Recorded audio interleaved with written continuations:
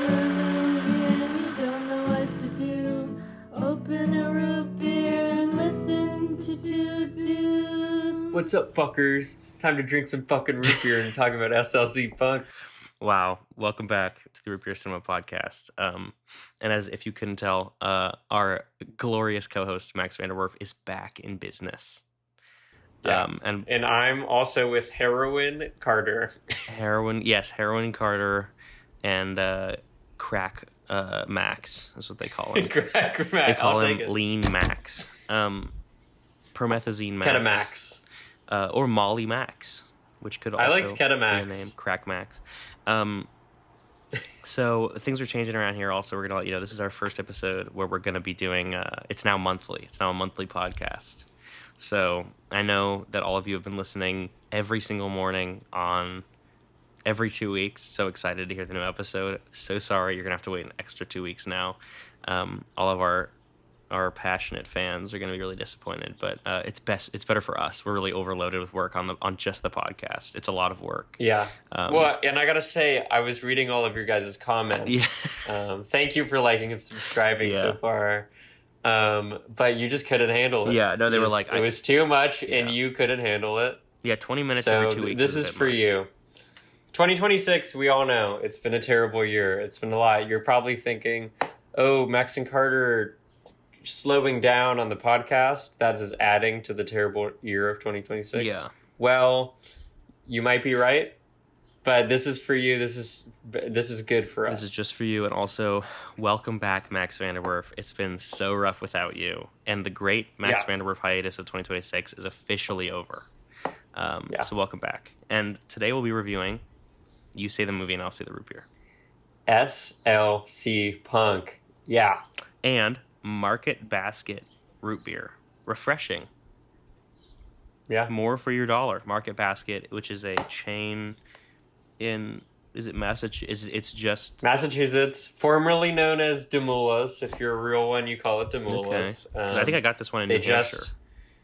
Damn. Yeah, they voted out their CEO. If you know the lore, back in like 2012, 2013, they fired him. Everyone got really upset, so they brought him back. Oh. Well, now he's gone again. Right. But now people are less upset. So, love Market Basket, one of my favorite places on earth. Yeah, I went there. And I'm in Massachusetts right now recording this. I had never been there, and I went there because I was in Mass to hang out with my friend Nick. And we went to Market Basket, and I saw this, and I couldn't pass up the opportunity to smuggle these over state lines. So let's crack into it. Cool, let's do it.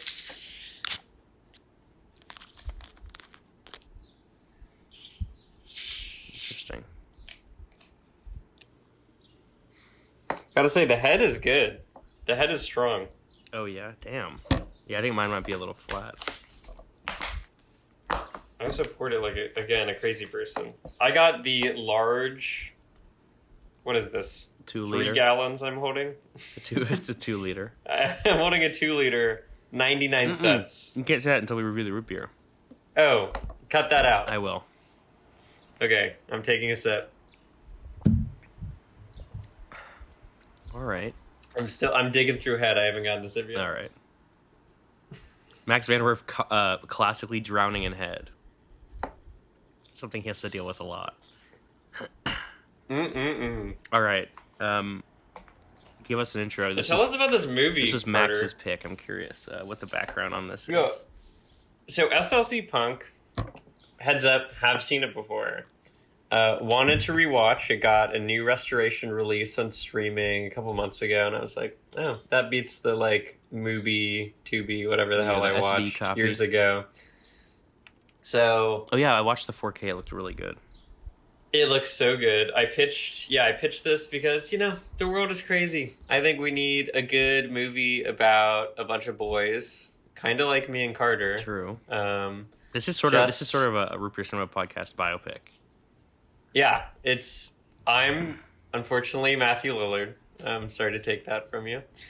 And yeah, I think it's a good movie. I think it's kind of the times. I think it's a little politically incorrect sometimes because, the 90s, but they are punks in the 80s. In Salt Lake City. SLC. So I'm not I will give it, I will give it some leeway with Is any it of really the- that? Like, what parts are politically incorrect? I don't think it's that politically incorrect, but, there are some, like, trigger warnings as, Oh, yeah. the movie's not about the best people. Yeah, and they say some slurs, but I feel like it certainly could have been worse, I think. For 80s, I'll allow it, because Yeah. it's a period piece, True. But this ain't 20th century women, people. Don't go into it thinking you're getting 20th century That's what women. they say. Yeah, so I had never heard of this movie. I feel like it did just play on 35 in New York, but I might have been like, huh, that's an interesting name. And I think I remember it because when I was typing it, I was wondering if the exclamation point is part of the title of the movie or not, because it's in the, I think on the website for the screening it had it, and on IMDb it didn't, or something like that. But I think it just played, and I'd never heard of it. And then Max was like, I almost just said Matthew because I was thinking about Matthew Lillard. Max was like, we should watch SLC Punk, and I was like, okay, because I'm a team player. And I just agreed off the rip. And then I saw Matthew Lillard was in it, and I was like, okay. So I didn't know anything going into this, and I watched it yesterday, and I was a bit surprised off the bat. Bit of a Greg Araki vibe going on in this one. James, some Greg Araki mainstays showing I was gonna up. say James Duvall included, and we got Summer Phoenix, who don't see very often. Phenomenal. Yeah, I gotta really say, good. I'm just gonna cut to the chase. Damn. Yeah, and Lillard is really good. And who's the guy that plays Heroin Bob or whatever? Oh, I forget his name. But he's really good. You know who I? Yeah. It was also it was like a bit of a Natural Born Killers vibe too. Like a bit of a quick, like a zippy montage type of movie. Like there's a lot of stuff going on, and it's sort of a lot of vignettes of all these these SLC punks doing their thing. And there's a lot of good. I like when a cutaway gets really drawn out, and then it cuts back to when they were talking about it, and it's like, oh, I forgot about this. Like towards the beginning, they're outside of their friend that's in quarantine, and they're like, he's like tells a story, and it's like 20 minutes, and then it cuts back to them outside of quarantine. I was like, oh shit, yeah, that was a while ago, and it's just a fun way to tell a story. It reminded me of Natural Born Killers and Greg Araki in that way, like those two sort of together. Yeah, it's an ADHD ass movie. Yeah, and it I'm gonna looks say. really good. Yeah. I really like the lighting. The is crane very shots? great. Yeah. And the lighting. Yeah, I also like all the freeze frames that are on like blurred action. And I like all the little quirks of like in the diegesis, like when the rednecks walk into the party and it just like has a little pop up and it's like rednecks and points an arrow at them. I love shit like that. Yeah, they're just playing with the form. Yeah. I rewatched Emperor's New Groove the other day, and I gotta say, the late 90s, early 2000s comedic bits of fourth wall breaks and just movie tempos are so strong in this and that that there's just such a distinct, like, oh, we used to have like a repetition of form in our movies, and it was good. Yeah. And now in the current shit that we're getting, it's not good, and it's terrible. And it's not even like an homage to that. It's like its own level of like Gen Z meta, like. And this is a movie. Yeah, it's everything's a cultural reference. Yeah, it's every more like single thing is a cultural reference. It's based in irony rather than like playfulness, Yeah. And I think that's what makes it so disingenuous now, as opposed to then. But yeah, it's also I feel like Matthew Lillard talks to the camera a few times in this. Yeah, like there's a few narration bits where several times. And like love when he's in the mall. Oh yeah. And then the camera just keeps getting lower and lower until he's looking over and you can see the light in the background. And at that point he's just talking about, straight to the camera about like what he's doing. I think there's a lot of good characters in this. I like how they sort of come and go, like, and it feels like you're like in this group where it's like, oh, there's this guy who's around, and then he'll just show up. Like James Duvall shows up like 3 times for like 2-minute scenes, and it's like, oh, there he is, like it's that guy.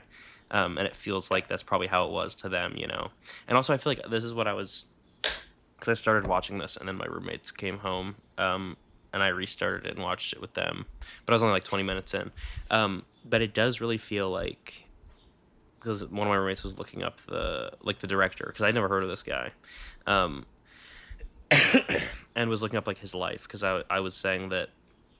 She was like, "Oh, is he from Salt Lake City?" And I was like, "I'm sure," because this seems like a pretty like this guy has been here and had thoughts about this, you know, like he very clearly, this is like from the heart and soul, and it's something that like he really was dying to get out there, in terms of like a screenplay, and I think that really shows, and it's really like earnest, and that's why all the characters feel so good and real and like lived in, because it's like these are probably people that he knew, and it's like about, you know, this sort of subculture, and it is such a funny. I mean, obviously this is the point of the movie, but like the dichotomy between like Salt Lake City and being a punk, like that's the whole thing. But like it is a really funny concept of like, obviously there's gonna be rebellious youth in Salt Lake City, but like what does that look like?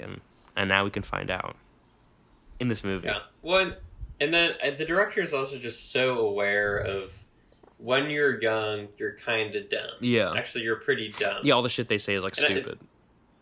Yeah, and he knows that. So by the end of the movie, there's all these pieces, and you're like, this is kind of sad, but it's told in such a fun way. Yeah. Because it is such from the perspective of the character. Which I think if this movie was made today, it would be, you know, it'd be like, haha, see, like, we know what's going to happen. Yeah. We know this is that.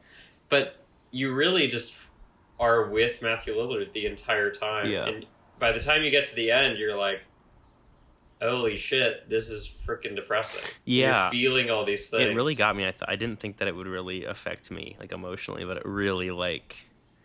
That, also the flashback to when they were kids, like, when it started, I was like, oh, this is so corny, but, like, damn, it made me really upset.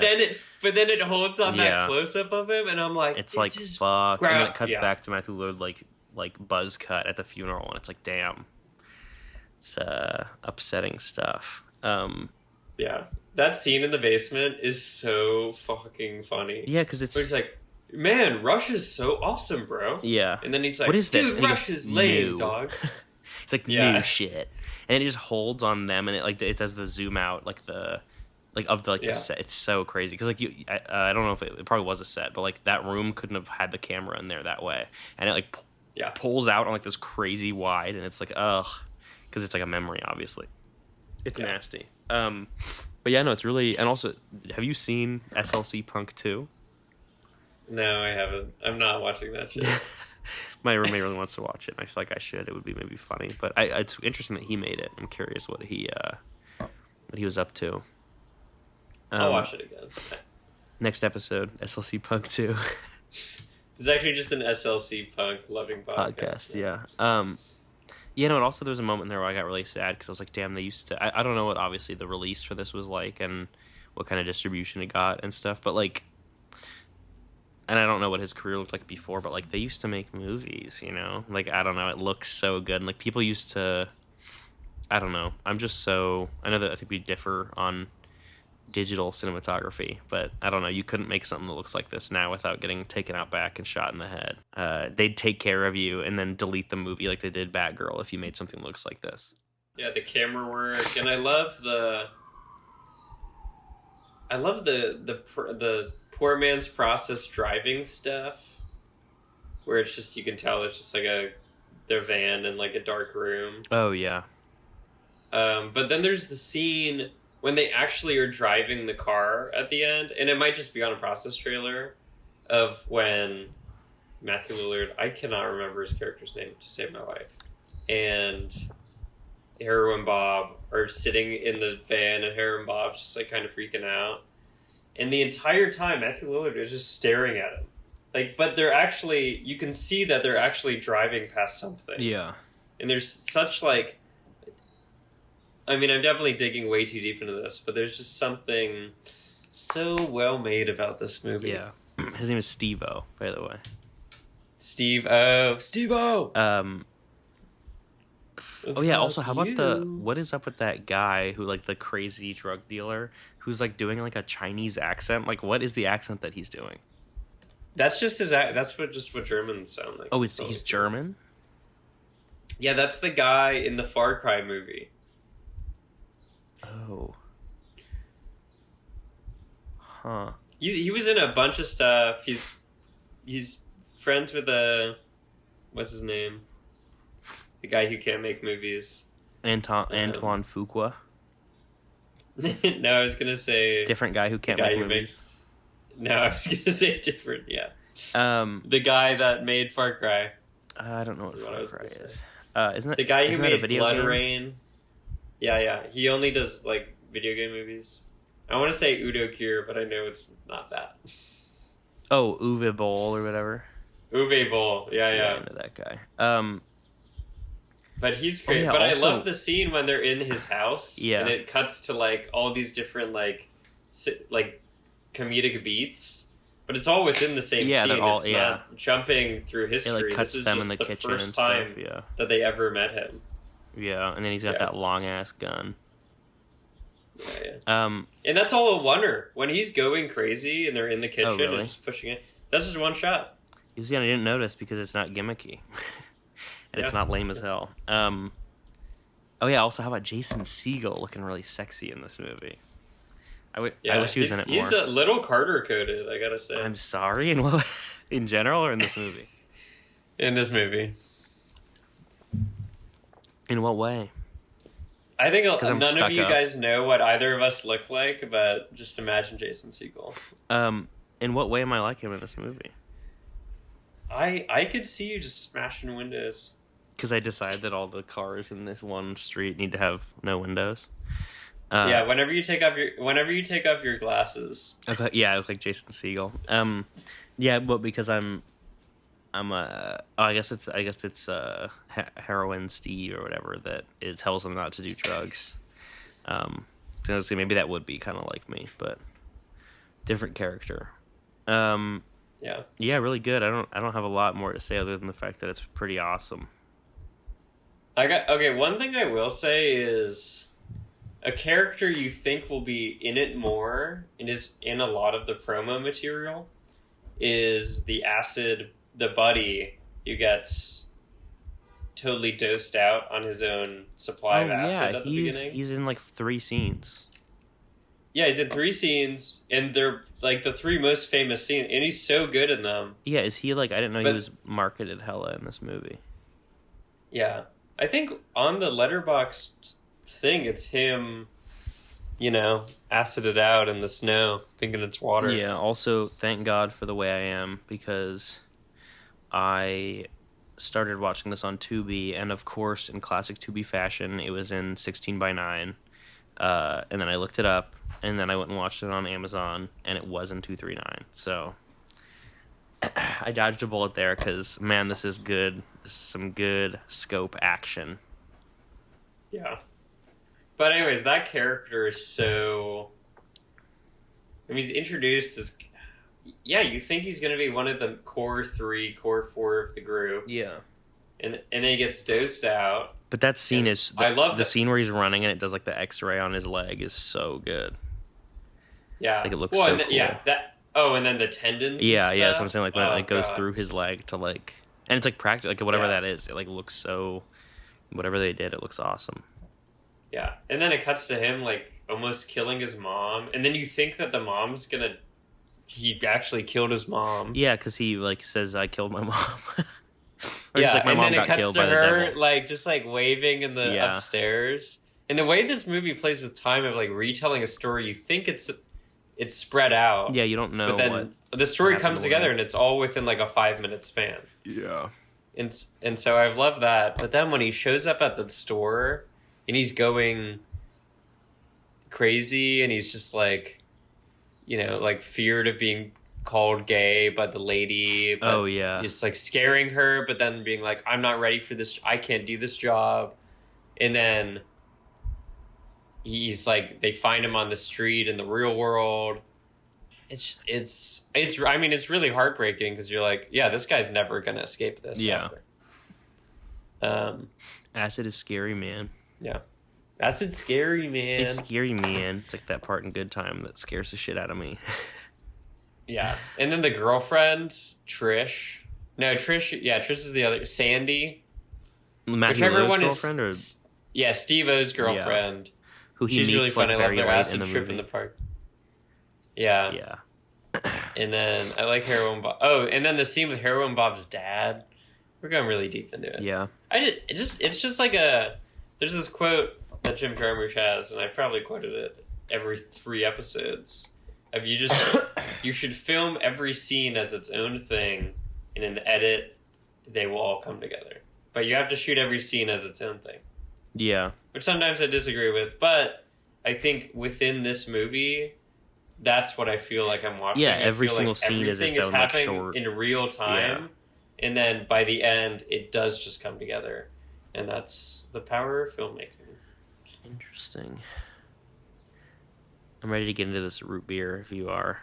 This is a Are you finished? This is a big bottle. I don't think I'm gonna... No. This is not like a finishable... I guess I can chug, but that would be pretty miserable. Because I've drinking at least a glass worth, which is what you're doing because of... All right. Market Basket root beer. Talk to me. It's odd. Yeah. It has a flavor profile kind of unlike any root beer we've had. Yeah, where but it is a distinct could root beer profile. Yeah, it could lean... I thought maybe it would lean into like the sugary, just crap root beer, which it's not that. It's not that, but it has... Have you seen how much sugar this has in it? Yeah, well, and then I thought it would lean this bottle into has the 66 grams of sugar. I have only 40 grams per 12 fluid ounces, and there's 67 fluid ounces in yours. How many? I just drank 4 billion grams of sugar. Well, my bottle's 20 fluid ounces, so it's 66. If you hear me bouncing off the walls, that's what. And that Max, sound how is. much did that 2 liter of Market Basket root beer cost you? Oh, 2 liters? Yeah. Why 99 cents, Carter? That's ridiculous. What is this? And then tax, which was like 6 cents. What is this? Arizona lemonade? Arizona iced tea? Sorry. What is this? Arnold Palmer? What is this? An Arnold Palmer? What is this? Market Basket? What The grape Arizona fire. Never had it. Is it a grape iced tea? No, it's like grape soda. Oh, they make soda. It's Arizona. Good. What's that soda? It's not bubbly. It's good. It's just good. Okay. It's top. Yeah, really classic. Like really classic Costco Winco style packaging here. Like label. Really classic Dollar Tree root beer label. It just looks like shit. But I low key kind of like this. Like it's certainly not bad. And I think it's interesting, and I would drink this. But obviously, there's 100 more I would have before this. Yeah. But it's like this is if I was at Market Basket and I wanted a root beer, I'd probably get this because over like any name brand, because probably I can get any of those other ones anywhere else, and this is a unique profile that I'm like I need some of that Market Basket. And now it's a delicacy to me because I don't live over there. If I closed my eyes and I imagined the situation in which I would get this root beer, it would be, I'm 15 or something, I don't have much money to my name, I'm going to the grocery store with a bunch of friends, Stand By Me style, Sandlot style, and I grab the root beer, and it's a hot summer day, and we just walk around and kick some cans and walk over like an abandoned bridge. True. That's what this root beer tastes like to me. Yeah. I could also see it being driving down the side of the road and I'm picking up trash and it's completely full of urine. Yeah. Because someone peed in it and then threw it out the window. Why not both? Those are the two worlds that I would see this root beer playing. Yeah. That's not a good nor bad. Well, this is the thing. I'm usually not 15, and I'm usually also not picking up trash on the side of the road. So for me, my actual... You're the guy peeing in it and throwing it out the Yes, exactly. window. No, my actual use case for this is probably... I'm at Market Basket, and I'm fucking hungry, and I grab some, this is actually exactly what happened last time, I think, but I'm hungry, and I grab one of those prepackaged sushis and a fucking Market Basket root beer, $5 lunch total, okay? Dude, their seafood chowder is good. Yeah, I would have had that, but it has bacon in it. I found this out recently because I used to love chowder, and I stopped eating meat. And then I ordered clam chowder at a restaurant, and my dad was like, "You're gonna eat that?" And I was like, "What do you mean?" And he was like, "There's bacon in every clam chowder." And I was like, "Fuck, I forgot." That's a lie. That's a lie. Disputed. Not every clam chowder has bacon in it. Oh my god. I'm not going to say it. But Carter just showed me something that I can't mention. An unmentionable object. All right, that's our 2 cents on Market Basket Root Beer and Diet Coke. SLC Punk. SLC Punk as well. Oh. I'm going to rate SLC Punk is going to get a 3 out of 4. 3 Great. root beers out of 4. Great movie. And I'm going to give Market Basket Root Beer, I'm going to give it a 2 movies out of 4 because it's not great. It's not bad. I kind of like it. And I can't wait to add it to the tier list. Okay, one thing I will say on the root beer, which I didn't mention, I mentioned when I poured it, was the head on it is really great. I got a beautiful bubbly thing, and I'm thinking maybe this would be good as a root beer float root beer. But if it is not in that situation, I will probably never drink it again. I love you, Market Basket. Unfortunately, I will give you a 1.4 Jehovah's Witnesses. Whoa. Dude, they have cans. Church of the Latter-day Saints. They got cream Faygo. And then SLC Punk, I'm going to give it, they love soda in Utah. I'm just going to say it. They don't drink coffee, so they love soda. So this one goes out to you guys. I'm going to give SLC Punk 3.5 sodas out of 4. Wow. I'm discovering that Market Basket Root Beer is a bit of a secret.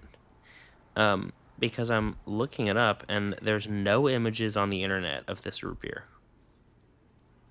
Yeah, Market Basket keeps it humble. I gotta say, even they don't sell it on marketbasket.com under root beers. Yeah, they keep it on the DL.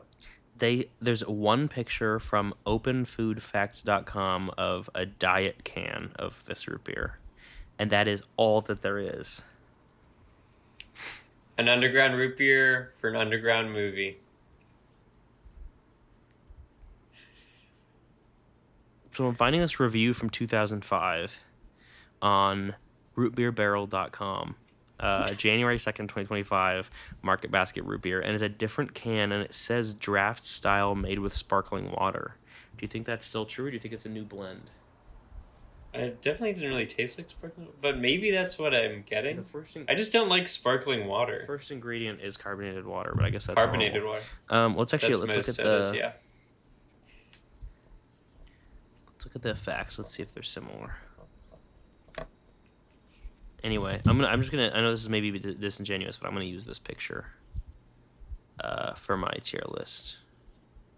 I'm gonna say my teeth feel like they're about to fall out. Oh, do they? Yeah, too much sugar. Interesting. You're giving. I went to the dentist the other day. I had a cavity, and I've had 2 cavities. And it's from the podcast. I've had 2 cavities in my life, and they have both been since we started this podcast. Actually, yeah. And that's exactly why we are changing it to floss. a monthly podcast. Me too. I floss. And I brush. Yeah. So yeah, this is the reason that we're moving it to a monthly podcast, okay? It's for us. It's for Max's teeth, the health of Max's teeth. It's not you, it's me. That's what they say. Let's see if I can update this. That's what they say. It is what they say. Have you not heard about this? Yeah. Well, thanks for listening, guys, and we'll see you in a month. Oh my gosh. And we know what root beer it's going to be. But you don't. I'll give you a hint. It's Backrooms themed. I haven't seen it. Oh. I'll give you a hint. It's There Will Be Blood themed. I don't get that. So we both give hints we don't understand. Yeah. And the movie we're going to watch. If you're really cool and you comment below what you think it's going to be based on those 2 hints, you get a You prize. get flown. We're gonna fly you out, and you're gonna record with us. We're gonna fly you out to your local Zoom station, and we will send you a root beer, and a T-shirt saying "I survived Carter and Max." And that's all I'll say. There'll be no context. Yeah. I survived Carter and Max at the same time, and all I got was this T-shirt. And then the movie we're gonna watch is gonna be There Will Be Blood themed as well. But that's all I'll say. Is it? I'm just kidding. All right. See you guys next time when we review a root beer and cinema a movie. Bye. Oh. Bye-bye.